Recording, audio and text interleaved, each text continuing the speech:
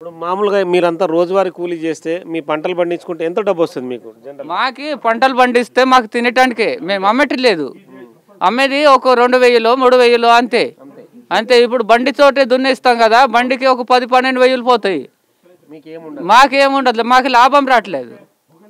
దానివల్లే మేము గరీబు. మాకు ఇప్పుడు పేద రైతు గోచిగుడ్డలు పెట్టుకొని ఈ భూములు సంపాదించారు మా తల్లిదండ్రి.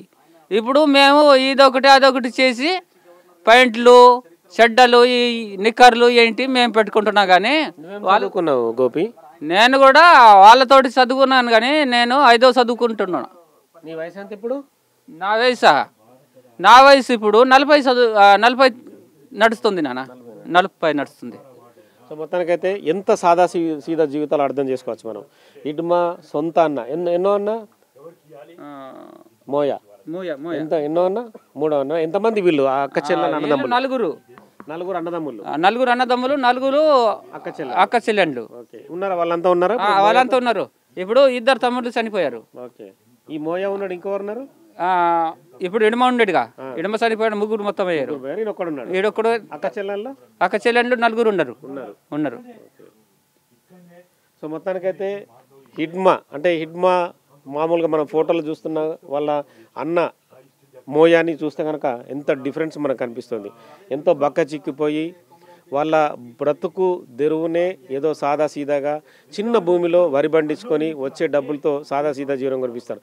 కనీసం వాళ్ళకి వేసుకోవడానికి కూడా బట్టలు కూడా సరిగా లేని స్థితి. ఖచ్చితంగా ప్రభుత్వాలు ఇవన్నిటిని కూడా అబ్జర్వ్ చేయాల్సిన అవసరం కనిపిస్తుంది.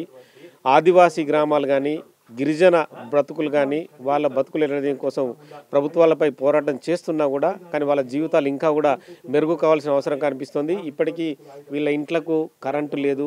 సాయంత్రం 6 అయితే చిమ్మ చీకటి. ఏదో కిరోసిన్ దీపంతో వాళ్ళు అదే దీపంలో వండుకోవాలి, అదే దీపంలో తినాలి.